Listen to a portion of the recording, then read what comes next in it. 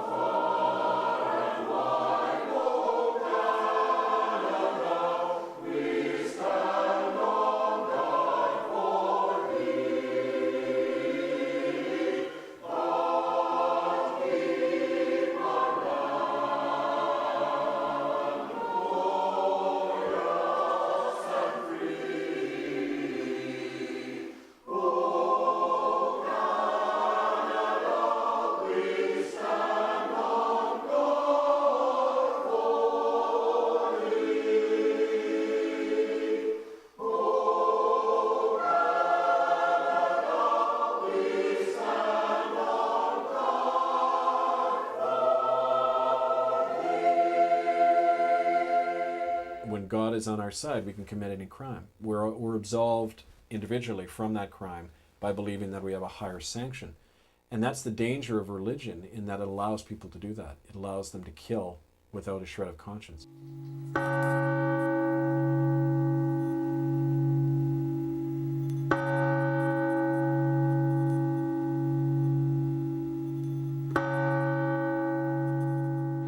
The church knows where our children are buried. 50,000 died.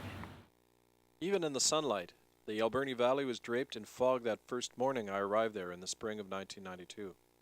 Jesus once said that when we welcome the stranger, we're actually welcoming him.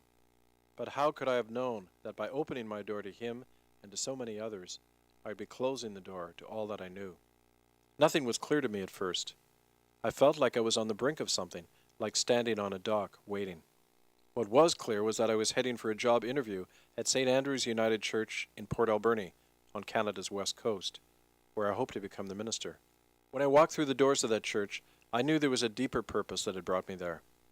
And sure enough, I got the job. There were no Native people in my church when I got there. You know, there was like 20 people in the pews on a Sunday, and they were all white. They were like retired loggers and millwrights, and about a third of the population was Native, and there were no Indians in any of the white churches. There were no Indians working in the stores anywhere, you know. It was just a totally apartheid, and it still is. It's very much an apartheid kind of community. And that's actually one of the things that got me interested. Just a little anecdote. When I went up at the end of the first service, I went up to the chair of my board and I said, you know, Fred, it's kind of odd there aren't any Indians around, you know, like where are they all? And he got really defensive and he said, well, they keep to themselves, we keep to ourselves, and everybody likes it that way. And so when I went out to I got called out to the local Seychat Reserve to conduct a wedding a few weeks later. I asked a man who I was marrying, Danny Gus his name was.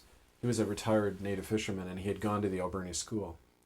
And I asked him kind of innocently why there were no Native people in church. And he finally said to me, they killed my best friend in the residential school. He's buried in the hill out back.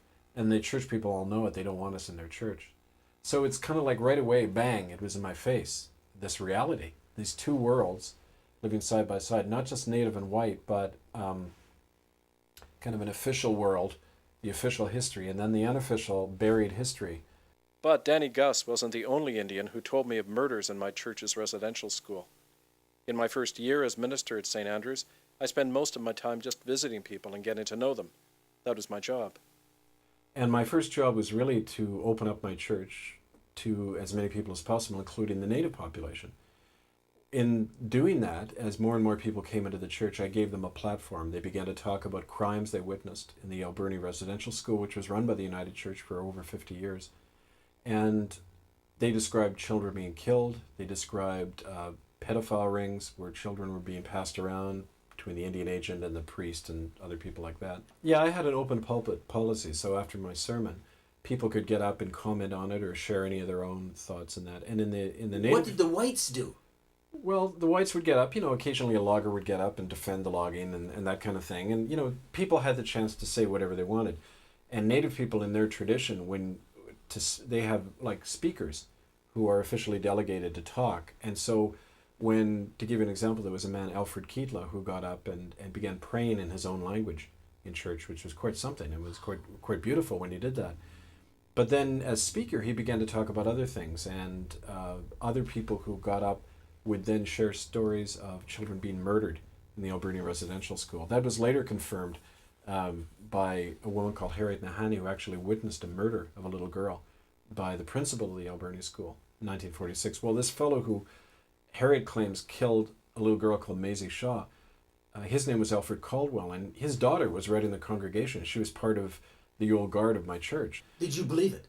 Well, when people who don't know one another keep telling the same story over and over again, even if you're skeptical, you have to accept the fact that, it's a commonly told story. And when people began to go further and tell me things that I found later being validated in documents, then you can't deny it. As a minister, you learn to detect bullshit pretty quickly in people. And you can tell in somebody's eyes when they're suffering, and it's incredibly painful for them to tell a story. They're not making this stuff up. My name's Harry Wilson. My name's Kenny Quittal. My name is Virginia Baptiste. I'm from the Osuyas Indian Band. Good afternoon. As my regulars know, I'm Nat Wood, and this is 30 Frames a Second. I want to read you some statistics. This is from Child Help. These are statistics just in the United States on child abuse.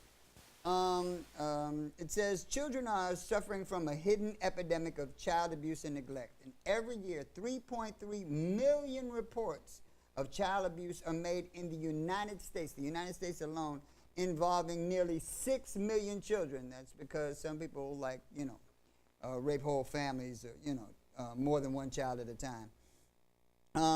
It's also reported that in a single year, upwards of 55,000 children might be sexually molested. It is my honor to be affiliated with one of the most extraordinary activists that anyone could ever know, and that's Coleeta Clark. And Coleeta Clark keeps her hand on the pulse of issues all over the place. I don't know how she does it, but she does, and thank God that she does. She has brought to us a gentleman. Let me tell you about this gentleman. His name is the Reverend Kevin Daniel Annett, and he's commonly referred to as Rev Kev. He's been nominated for a Nobel Peace Prize, which is a departure from what we do. We've lately given Nobel Peace Prizes to people who bomb the hell out of countries. Sorry about that. That was a cheap shot. Well, no, that was the truth. It was a righteous shot. It says the Secretary of the Truth Commission into Genocide in Canada, established September 3rd, 2000 in Vancouver, British Columbia, from a mandate arising from the IHRAAM tribunal into Canadian residential schools. June 12th through the 14th, 1998 in Vancouver. Needless to say, he's been fighting for the rights of indigenous people for quite some time. I believe he told me close to 20 years. I don't want to talk too long in introducing him. We're going to get into who he is and what he's done and what he's doing, what he continues to do. How that's affected his life. It is the custom that when you bring unpleasant truths to the world, sometimes you are made to cry bitter tears and are often ostracized. But the truth is also liberating, and sooner or later you will be resurrected. And he is bringing his unique brand of activism to MNN. Coley brought him to MNN, and we're making the rounds because what he has to say is so very vital. Not just valuable, but vital. When we come back, I'm going to ask if Drew and Richie and those guys back there, Roberto, have my opening, and they're going to run that opening. And when we come back, I'm going to come back, and we're going to talk to Rev Kev and Cody Clark.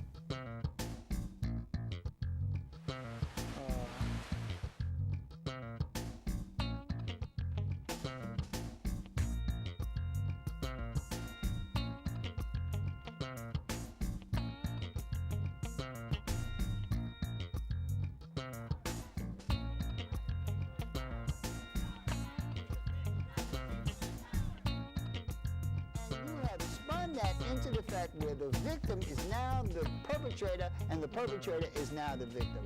And that just drives me crazy. All right, we're back at 30 frames a second. We're having a couple of audio issues, which is the case because we do this live, and live is like that. So while we're trying to resolve those issues, I don't know if Drew resolved those issues, but while we're trying to resolve those issues, yeah, I got the thumbs up. So forget about all the stuff I said. We're going to get right into the show, you know, because this guy is fast. Coley Clark? Yes, thank you so much. You're always so wonderful. Oh, it can't be laudatory enough to say that you have one of the most powerful shows probably in the country. And it's so urgent, and this is an urgent issue. I've been blessed to be affiliated with people who are actually doing things, you know, and extraordinary things, and are out there, which makes my job so much easier, you know. There are activists and yaktivists, and you know,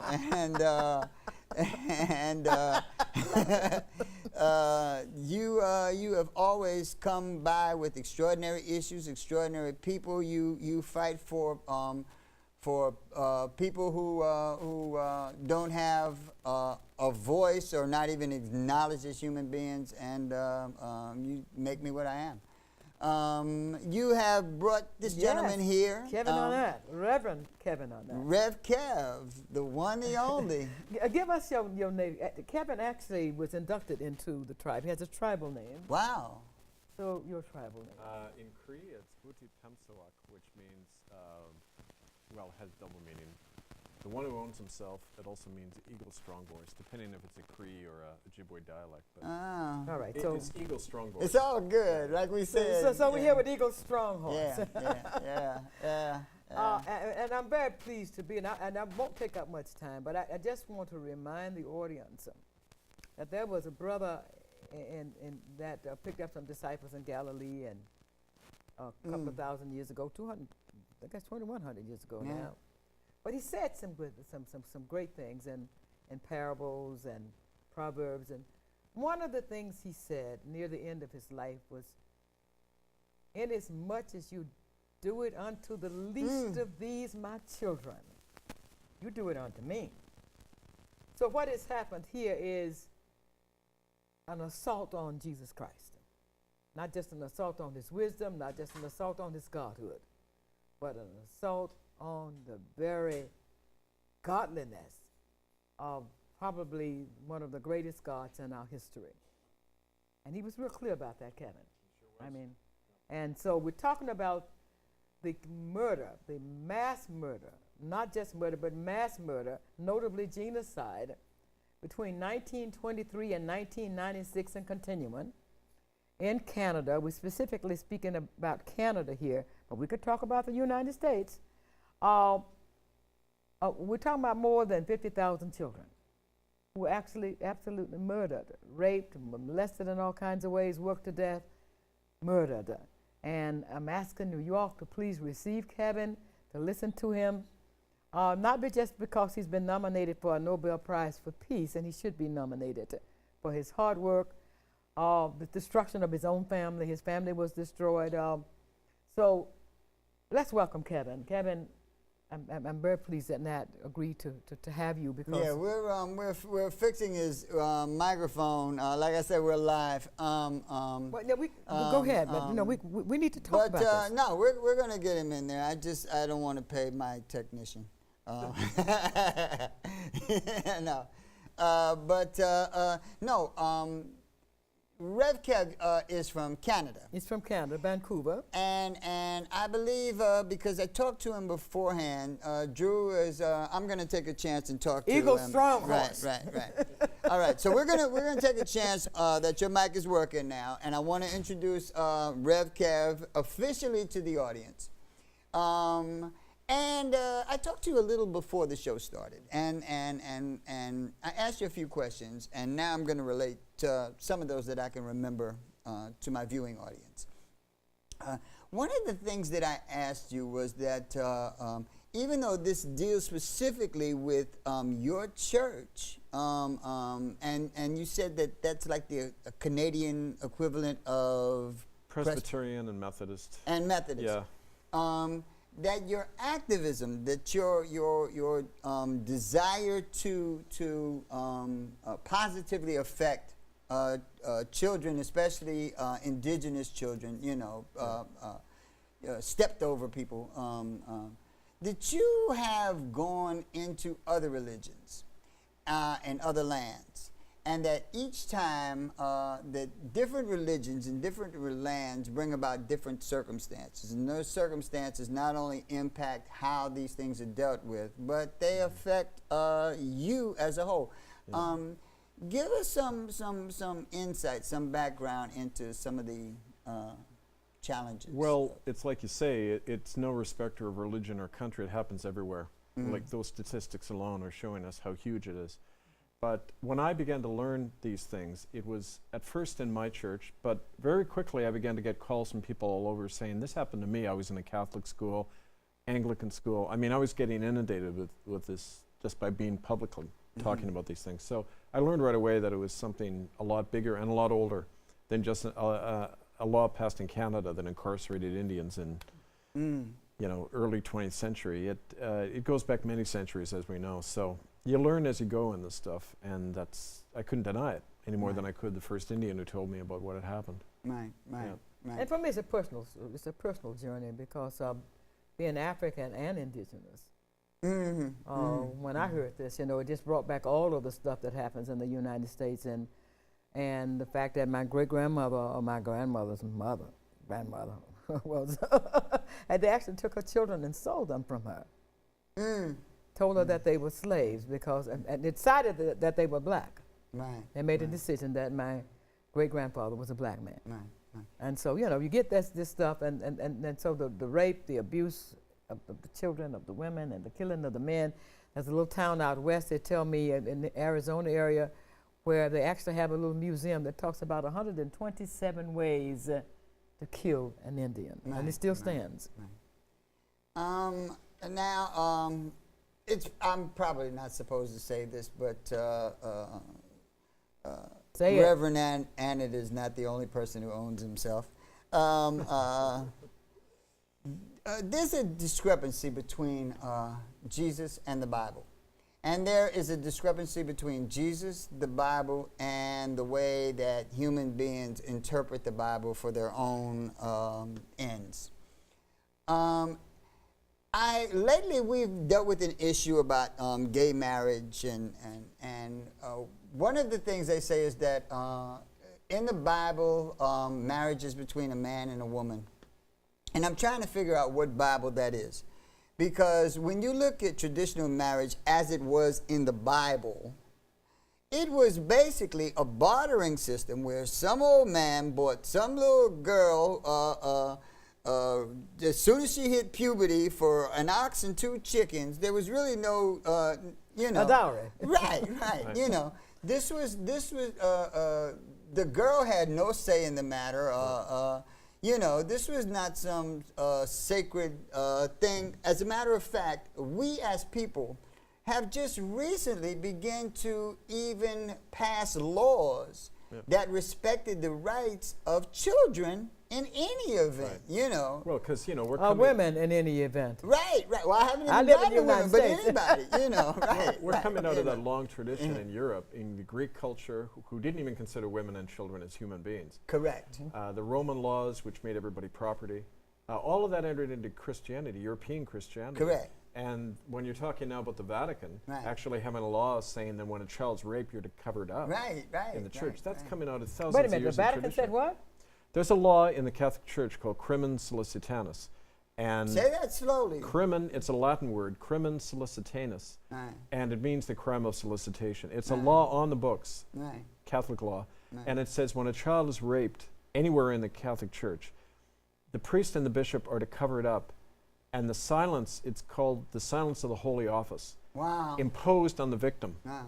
You can't tell the cops. Right. This is a criminal conspiracy all over the planet. It comes out of the fact that they don't consider it a crime, just a sin, which can be forgiven. The crime is to talk about it. I mean, that sounds like the mafia to me, you know, the omerta law of silence. Right. Right. It's right. the same contempt for human beings. Right. The institution's more important than the child, which is a contradiction of Right. Jesus' own words. Well, you know. I alluded to this when we were talking that the Catholic Church. When you talk about the Catholic Church, you're talking about empire, and you're not simply talking about like the military aspect of it, which is mostly what you're talking about. The colonizing aspect of empire, which is what you're talking about when you talk about America. Yeah. You were talking about the traditions of royalty and a debauched lifestyle that says the king is the boss. What the king says is law. What the Pope says is law. If he tells you you can't eat hot dogs this Friday, that's the law. You go to hell if you do it. If he changes his mind, that's the law.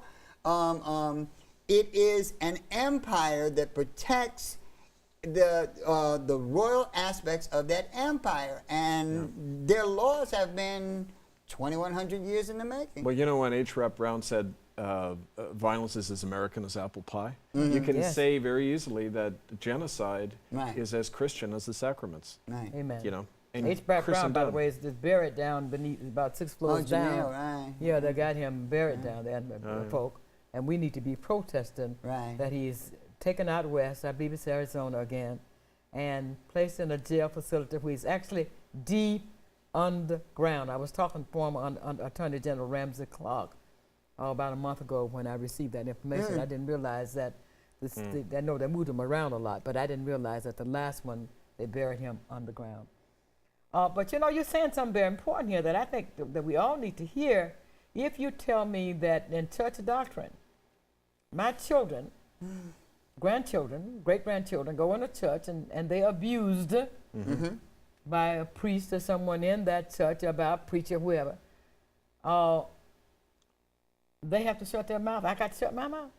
They'll impose the oath of silence on you, and if you don't go along with it, you're excommunicated, you're expelled from the church. If the priest helps you, he's expelled from the church. My preacher threw me out because I brought a white person to church. You mean, you get thrown out? Oh, no, come on now, Kevin.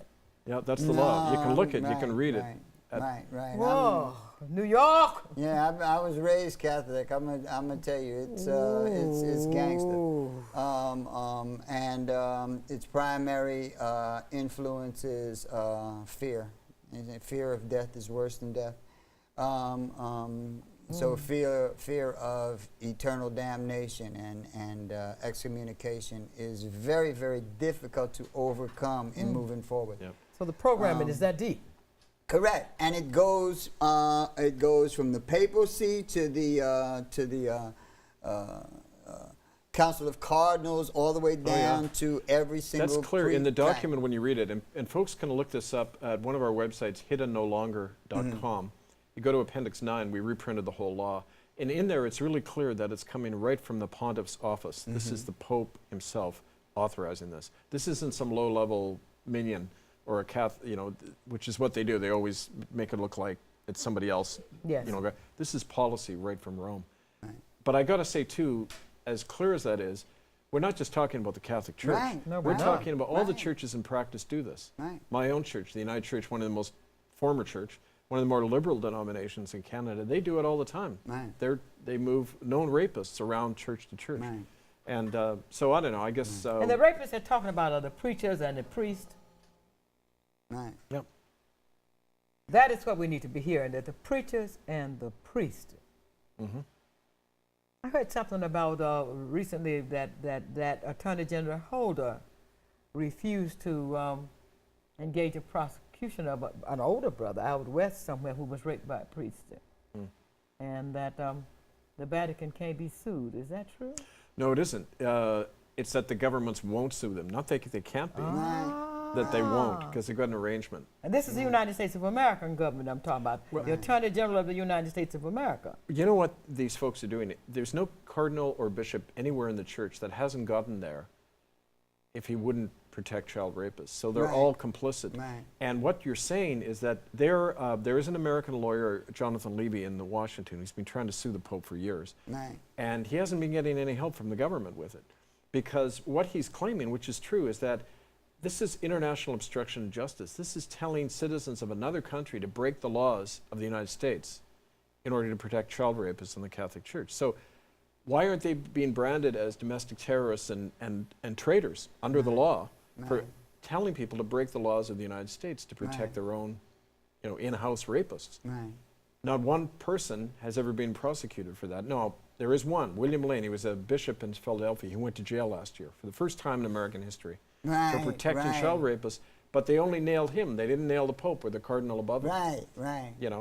So this is, the governments collude in protecting the higher-ups. Like the mafia boss is protected. You throw the gunman in jail, but the big boss is protected. I mean, it's the same thing here, And we're talking about, you're from Canada, and I was reading statistics from the United States. And the statistics in the United States said that, 55,000 children a year are sexually molested. And in the United States, that upwards of 6 million children are abused in the United States of America. The report of 6 million and the documentation of about 3.3 million. Right. And what's important about the U.S. piece, and we need to make very clear that people will hear it, it's all races, all classes. Right. It is not our youth who are in jail that are doing it. Right, Because when people point to those in jail, that's a lie. Right. They are the lower end of it. Right. And that includes killings. Right. The killings of children, and it's heavy in the United States, it's done by all races, all classes, and it's not the people that we are putting in jail. And also, I want to make the point that people in the United States tend to be everywhere. The United States of America is everywhere. The religious organizations are everywhere. People with money are everywhere. And many countries, if not most countries, really don't give a rat's rear about children or indigenous people or women or anything else. So whereas we have some sort of regress in the United States, this is a very litigious society. When you look at other places around the world, there's no law that would stop the church from raping children or murdering children or, I mean, when you were met with such resistance in Canada, and you would think that Canada is reputed to be far more civilized than America. Just in some areas, not in others. I'm just relating the spin. I don't know. And you've been in a lot of different places. What kind of resistance have you been met with? Governmental, organizational, Well, in religious? England, in 2011, the Brits threw me in jail for a day at the Stansted airport. They held me in the immigration prison, wouldn't let me into the country, and then deported me because I was about to speak at a rally at Trafalgar Square about institutionalized child trafficking involving government people. And they wouldn't let me in to talk at the rally for that. Although the year before, when the Pope came to visit London, we had 20,000 people in the streets. So, it's kind of that mixed. The more people are conscious and organized, the more the government reacts that way by coming down, as you know, and trying to stop this truth getting out. But the worst place for this, trying to bring out this story of genocide, is Canada itself. Wow. This story, I'll give you an example of that. Last year, we actually were invited by the Mohawk elders to come in and do an archaeological dig at the grounds of the oldest Indian boarding school in Canada, the Mohawk Institute in Brandon. we found there, and the technicians helping us, we found buttons and bits of bone that the Smithsonian Institute analyzed and said there were human and animal bones mixed together. And buttons off the school uniforms. Oh, man. In the roots of the trees, because they would often plant trees whenever they buried a child who had died in these places. Concrete proof. No Canadian media covered that. We sent that out to every media service in Canada. One newspaper covered it, the Mohawk Tribal newspaper. That was it. Complete media blackout on the whole issue. So I'd say Canada, on this issue of genocide, they got it completely locked down. That's why I'm thankful for shows like yours, because this is the only way that people learn about these things. Right, you know? right. Well, Kevin, you're building, working on the building of an international tribunal around these crimes. Can you talk with us about that tribunal? Yeah. The first trip I made to Rome in October 2009, I got invited up to Dublin. They're having a conference there of victims, in that case, of the Catholic Church. And they said, look, the Irish victims of the Irish Catholic victims, Church, yes. but there are also representatives there from America, Canada. It was kind of like an international conference. Okay. They said, look, we're dealing with a multinational corporation. We're going to have to be united across borders on this. So they said we need a tribunal to unite survivors and to bring charges against not just individual priests, but the system causing it. So that was kind of the double mandate. And in the last 4 years, we're now organized in 21 countries. We're working with legal people in Europe. And as a matter of fact, one of the governments in Europe served papers on the Pope's office 6 days before Ratzinger resigned, Pope Benedict. So we know that the Vatican, we say they seem to be a big, unassailable organization. They're very vulnerable when it has to do with their money and their public image. Right. So it gets results when you point, keep pushing. good point, good You find the nerve and you keep pushing Good it, and point. they respond. So Why did the Pope resign? he knew he was going to face Right. citizens' arrest. Right. If he had gone into various countries in Europe, he would have possibly been arrested and put on trial. Right. That's why George Bush doesn't come to Canada Isn't anymore. that? I mean, that shows you how far we've come. Where the Pope got to watch where he goes, where the president has to watch where he goes, it's a good because somebody's sign. gonna throw some cuffs on him. Yeah, and toss man, him that in. is a good thing. Right. But what is this to do with the Queen of England? I understand that. Talk with me a little bit, because I understand that the indictment that you were seeking was against the Pope. Yeah. Not just Ratner, who just resigned, but whatever Pope is there. Rat And again, zinger. I Rat like zinger, that I don't name. He's know, a whatever real his rat name zinger. Yeah. He was a rat. Hitler Youth, And against the Queen. Talk a little bit about that. That might be confusing when people go to the website. Right. Right. If they're not clear about Sure. why the Pope, why the Queen of England, and should be the President of the United States, but go Sure. ahead. Well, by the way, the present Pope is pretty implicated in the dirty war in Argentina, too. I'll get to him in a minute. Yeah, But good. the Queen of England, she's the head of state of Canada, believe it or not, and also the head of the Church of England. So the buck stops with her Right, office. run that back again. She's the head of the Church of England, thanks to Henry VIII, who took over the church, That's right? Henry VIII. Now, Yeah. see, these are things So- that you The devil. kind of know, Henry but the you devil, don't really yeah. anymore because they go back so far. Right, he Wow. wanted to get rid of his wife and marry a young right, girl yeah, called right, Anne Boleyn, right, so he right. became head of the Church of England. Right, right. So anyway, the Anglican Church, you call them Episcopalians down here, right. Church of England. She's ahead of it, and she's responsible for everything what happened in the residential schools, because she helped set them up. The Crown of England did. Right. But personally, there was native eyewitnesses that saw in October 1964 Prince Philip and Queen Elizabeth take 10 children out of the Kamloops Catholic School, and they were never seen again. And we wrote to Do that Buckingham again? Palace. They took 7 boys, who Queen took- of England and Prince Philip were and we checked government records. They were in the country then on a state visit. They went to a residential school. There were 2 eyewitnesses who saw it. We've got one of them on film describing it. He said he remembers the day well because they were given good clothes that day and good food to eat. The Queen was coming to visit. 7 boys and 7 boys and 3 girls leave in the company of the 2 of them, and they're never seen again, even though they're all local kids. They were never seen again, any of them. And we wrote to Buckingham Palace. We said, "How do you respond to this? Do you have any information on these missing kids?" Never answered. Now They you never don't- even responded. No, any more than there was a common law court proceeding that started against the Pope and the Queen and all these others. Not a single one of them ever responded. Now, when you're accused of something and you don't defend your good name in public, that's an admission of guilt. It means you're not contesting anything. And we've never had any of these people contest the charges against them, which is, if they were innocent, you'd think that's the first thing they'd do, right? So we're saying they're personally liable, not just as heads of these institutions. Well, if you're the queen and you're charged, then it's also the question of whether or not you considered it relevant enough. Are these people important enough? So you could just, not important enough for me to have to answer. They try to Didn't answer for slough you slavery. off that way. Right. didn't answer. The attitude of somebody in government is always to do that to a critic. To Yeah. say, we're not going to dignify this, right? But the point is, we're talking hard evidence here. We're talking, the Crown of England approved these crimes. There were crimes in Indian boarding schools where children who were speaking their language and wouldn't convert, they were marked for sterilization. They were given a red tag, and then they had to go get sterilized. That's referred to in a lot of books about these eugenics programs aimed at blacks, aimed at Indians. Yes. About a third of all natives out west have been sterilized under these eugenics laws. Yes. A lot of the women in Puerto Rico. Yeah, they were doing that in New York City. They back in I think the 80s, they were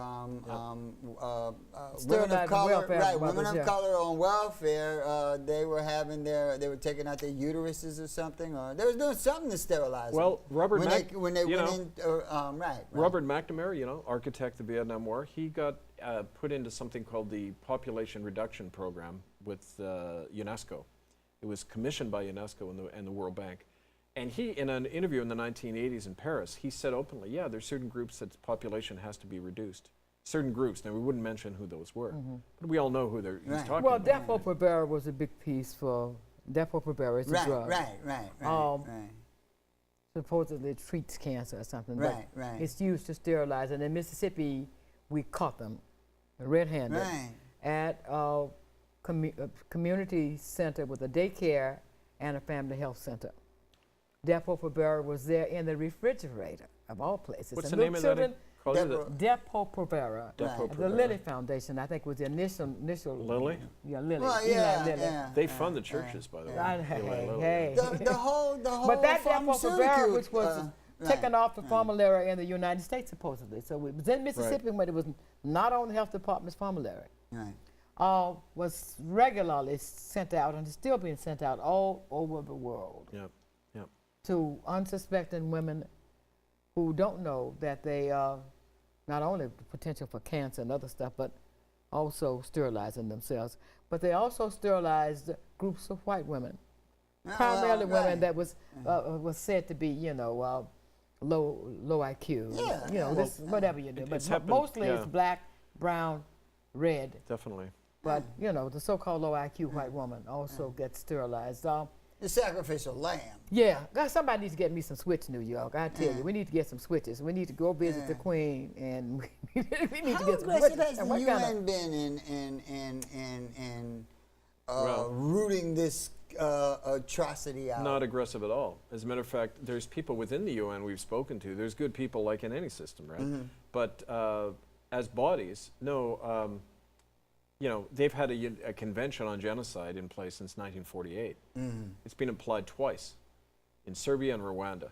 That's right. And that's used politically, of course. Let's not fool ourselves, right? Not being applied in the United States, where all of my sons are locked up behind bars and my daughter's behind bars, which means in less than 100 years, the African of the United States will be less in population than the indigenous people who were here when we came, those ones we called Indians, and that's less than 4 million. Because they're locked up, they're locked away, they come out with all kinds of issues. It's a genocide taking place, and we are not looking at the genocide. The genocide against indigenous people continues in the USA, sure it continues in Canada, it's continuing all across the world. Indigenous populations are being wiped out, and in numerous kinds of ways. But for us in the USA, it's taking the youth and locking them in behind bars, So what you're saying basically is that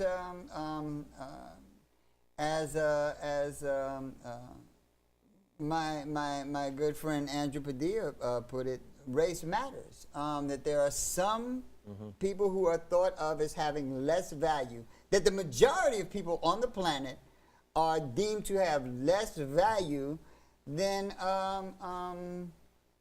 those people who are a bit more connected to the things don't change a lot. aristocracy. Since 1776, the white men with property got to draft the Constitution. That's it's right. really the same thing now. If you don't have property and wealth, you're out on a lot of the white people I work with in Vancouver out on the street, they're targeted in Right. exactly the same way Right. Aboriginal people. Right. 1787, United States of America, President of the United States, George Washington, not only in his papers, but also in talking with members of the Congress and others, what is the goal of the United States of America? It is to remove these people called natives, called Indians, to the west, along with the wolves, killing them as we go. Right. And we will destroy them on the west coast. Right. And then, once we have done that, we will move southward, implying that they would move to Central and South America. This country was founded for the destruction of the natives. We'll go work the Africans, and what's left of them, they will be returned somewhere, either to Africa or somewhere. This land will become a land with one language and one people, the whole Western Hemisphere. And that includes Central, and then brainwash North the and white South. population to think that Of they're part of course, that. of Yes. When the white indentured servants coming over and were treated just the same way as they were originally. Bacon's Right, Rebellion, right, yes. I mean, right. it's Les Mis, you know, he stole a loaf of bread, Uh-huh. you know, 10 years as a galley slave. But- Whole state of Georgia was slaves. Right, right, Of right. that Scots right. But I'm was shipped, saying his family, the royalty- Scots were shipped down to Ireland, Right. to And the Jamaica Irish. as slaves. Yep. Many of them came into the United States as slaves. The whites have never understood, Right. because the game Right. is, I guess it's embarrassing, it's a shame, it's a It's lot a of pain programming, when you understand right. that That's right. there was supposedly a revolution. You fought in it, you worked for this thing, you didn't realize it was about who would rule at home. Right. Had nothing to do Right, right. with your white skin, had Right, nothing to do right. with you becoming a part of it. Right. So you don't even get the right to vote till 31, 32, Right. and that's the white male. Right, right. Who I thought know. that he was a Right, part of the right, founding. I right, know right.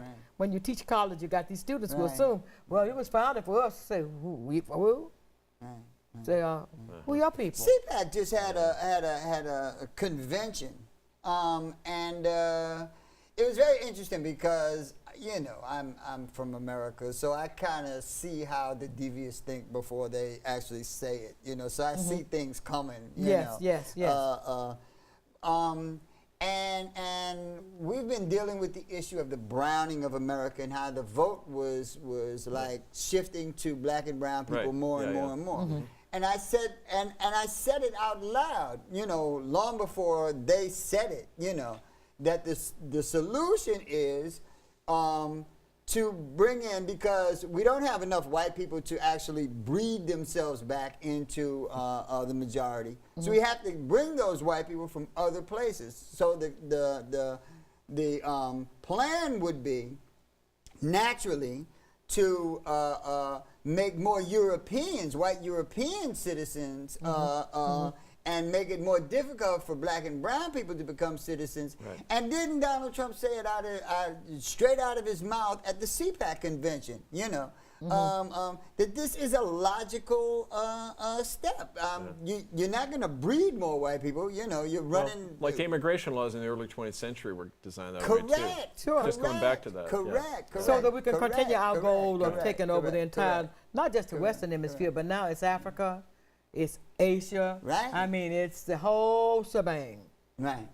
What started out was the Western It's Hemisphere. the whole shebang. It's now the whole shebang, It's the so whole it's shebang. it's moving across the world, and Right, it's a right. small group of people. But these are Right. the same people, New York, that are hydrofracking and destroying our water. Right, That free water right, that Dr. right. King used to talk about. We used to have free Right. water. These are the same people who are building nuclear facilities from coast to coast, Right. knowing that the contamination is there, knowing that there is no way of removing nuclear waste, and telling us it's good. All of it, it's good for energy. Right. Well, I guess if you're going back Right. to the sun, it's Right. probably a good thing, because that's where we're headed. Right. But you know, these are the same people who are destroying the planet itself. The same men and women, primarily men, primarily white, who are sitting on that limb that they're sewing off with us on it, Yep. and them too. We got to make I mean, those I can, links. We yeah, I can gotta- understand if it made sense, Right, Kevin. right. Well, we got to make links between all the groups Right, fighting on these right, different fronts right. and show it's that same Right, right, system. right. That's right. We got to show And, it. and that's the key part. Even though there are people who are in this system, who are women, who are people of color, who are people of different races, it is the mindset of that imperial, Yeah, nasty what you got to do.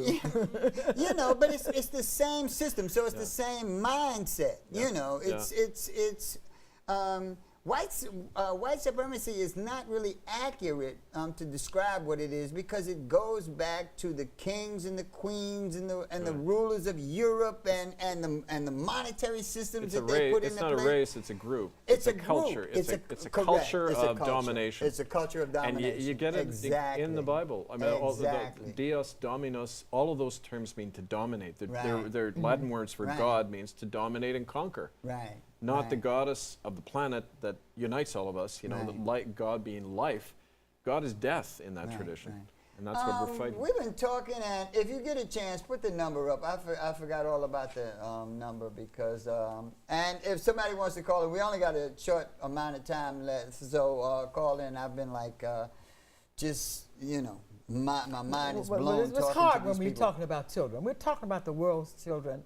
We're talking about specifically about the Cree and the Mohawk nations and other nations that you have to call them their names, because I have those beautiful words that I don't know. And we're talking about the rape Canada, and the murder of indigenous. About, wow, we got. Oh no, that's my partner. Yeah. And we're talking about not just the rape, but the rape and the murder and the degradation of people who are deemed to be to have little or no value in a system that deems that most people have little or no value. But I think we have a call. I'm sorry, caller, we took so long. I know a few of you wanted to chime in for a while. Yes, but if the call is up, put the call through. Hello? Yeah, we're on, caller. You're on. Okay. Salam alaikum. How are you, my brother? Walaikum salam, my brother. How you doing? It's Omar calling from the Big Mango, and what a show you always have, and your guest, the lady reminds me of one of my favorite actresses, the late Gloria Foster. Mm-hmm. I don't know if you remember her. She was in White America, the play, and she did a lot of movies, The Matrix and whatnot.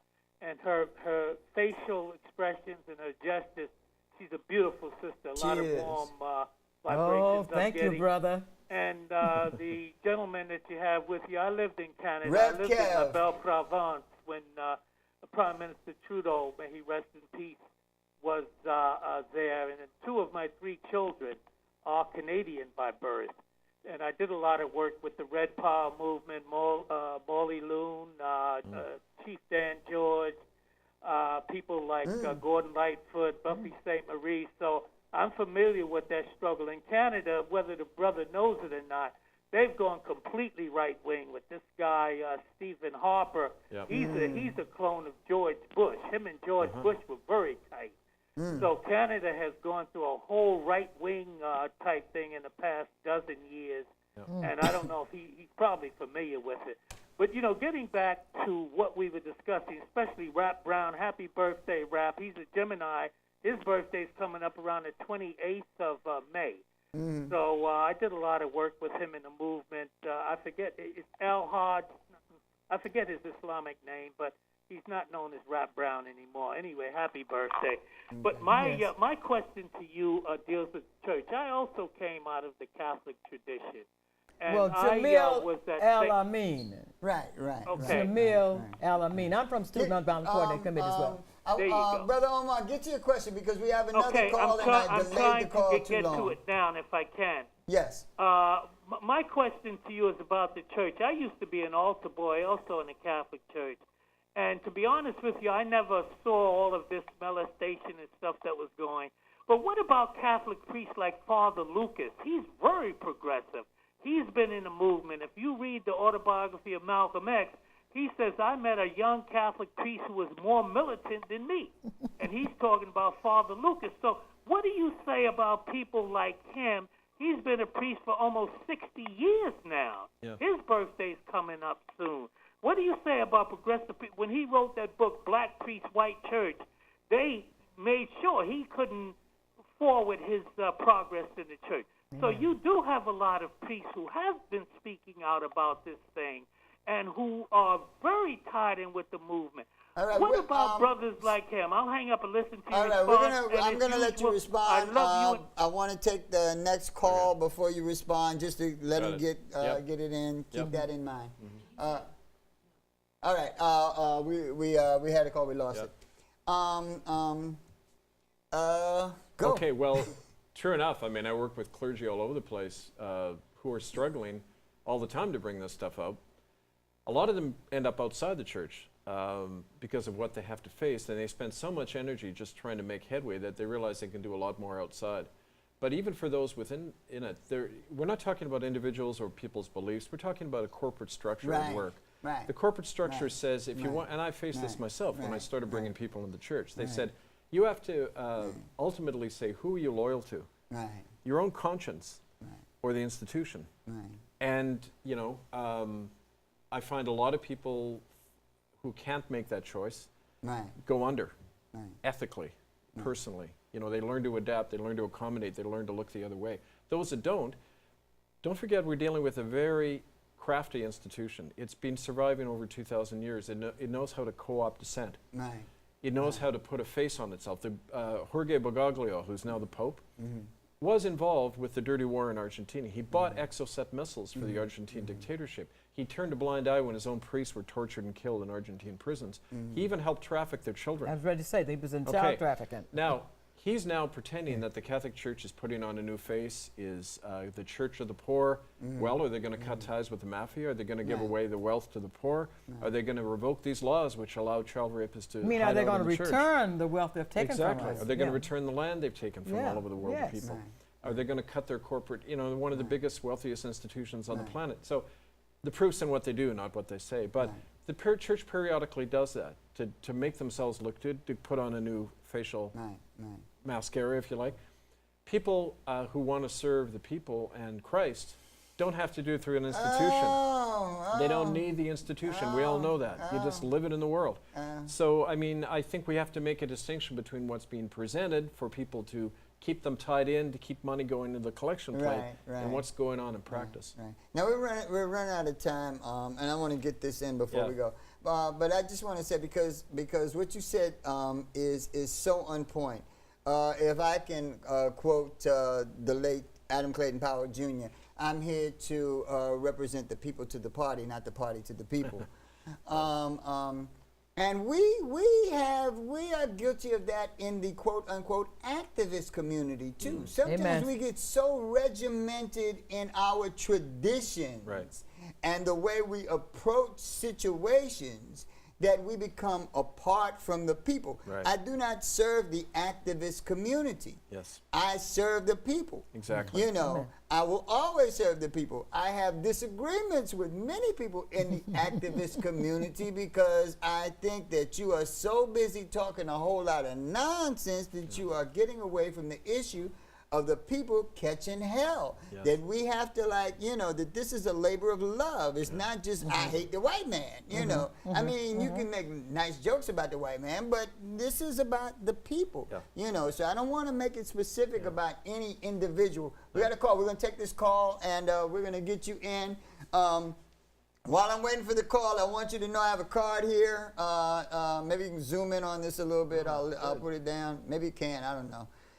But it's the People's Film Festival, and we're going to show Toussaint Louverture. Great. And I'll talk about that a little more, but we only got a couple of Yes. minutes. So, caller, come on through. Oh, hey, Nat. My name's Dave Mitchell. Oh, I hi, started- brother.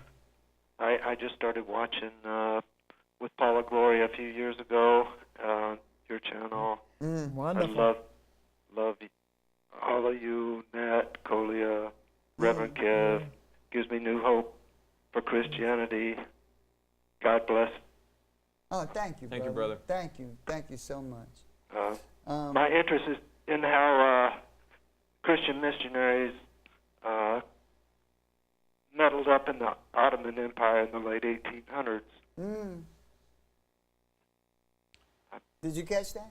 Not completely, but Interested in how the Christian missionaries meddled in the Ottoman Empire in the late 1800s. I don't know a lot about the Ottomans except they used to take people in their conquered areas, brainwash them, and then send them back to colonize on behalf of the Byzantine that Empire. seems to be a lot. And that they kind of perfected that technique. But I know 40-some million people. I'd love to see you do a show on that, Nat. All right. We're gonna put that on our agenda. We only got like 2 minutes left. Again, let me take my glasses off because I'm an old poot. We're gonna have the People's Film Festival opening night Thursday, May 30th, 2013 at 6 p.m. at the Magic Johnson Theater. After that, it's gonna move to Mazel's Theater. But that one night, we're going to show a film by Felipe Niang, Susan Louverture. I can't tell you how much the tickets are. You can go online and find out all about that stuff. But May 30th, we'll kick off the People's Film Festival. We only got a minute, so you guys go for it. May 17th, we need you at Riverside Church, Assembly Hall, Riverside Church, May 17th. At what time? At 7 to 9. We're going to be there with Scientific Soul Sessions, the band, hopefully the Welfare Ports and others. What's the name of the program? Haiti Rising. Haiti Rising. Go online. Look up Haiti Rising. Now, come on. Riverside the 17th of May. Riverside Church. And I'm going to come back in June and also in September on a speaking tour as part of all this work, trying to set up common law courts that can put this evidence in courts that are going to take action on it. So if people want to be part of that, I know we're going to be working together, and itccs.org. Follow our work there, and we'll be working more. And in the coming weeks, I'll be telling you more about the People's Film Festival, about May 17th at Riverside Church, and about Rev Kev coming back and the work he's doing. Yes. So you'll have an opportunity to hear that, because I did not really give them a chance to really talk about that, because this show moves so doggone fast. Yeah. Anyway, we're out in about 30 seconds. I want to thank you so much for watching. I want to thank my guests, my extraordinary guests, for being so eloquent in presenting a horrible, horrible issue. Well, if the devil's in the church, he won't do right. Throw him out and right straight on out and let the church roll on. Hey, this is let the church roll on. Power pack. All right now, yes. Thank you, Coley. Thank you, Reverend Annett, and we'll see you next week. Peace. We out of Dodge. Oh, this is wonderful as always. Thank you so much.